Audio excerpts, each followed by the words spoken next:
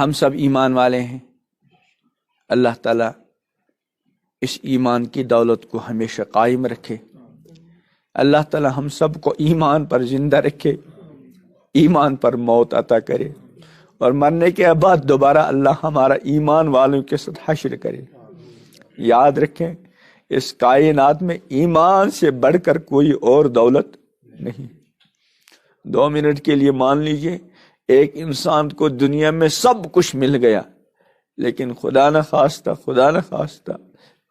خواستہ ایمان نہیں ملا تو واللہ اس کو گویا کچھ بھی نہیں ملا.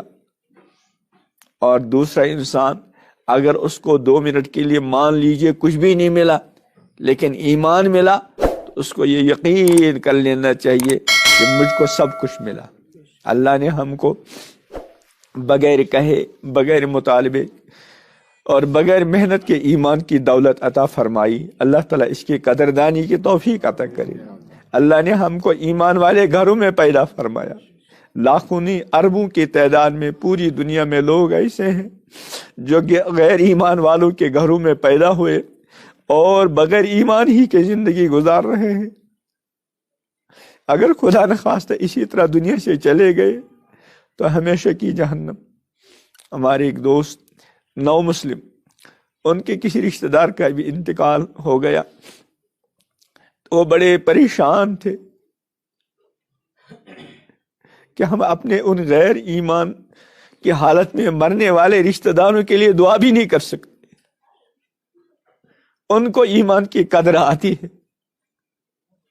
ہمارے ایک اور دوست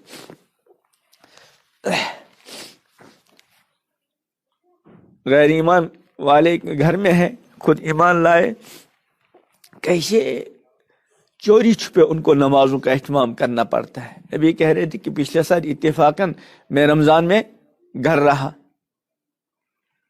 ہم تو ذرا سے عذر کی وجہ سے روزے چھوڑ دیتے ہیں، نمازیں چھوڑ دیتے ہیں.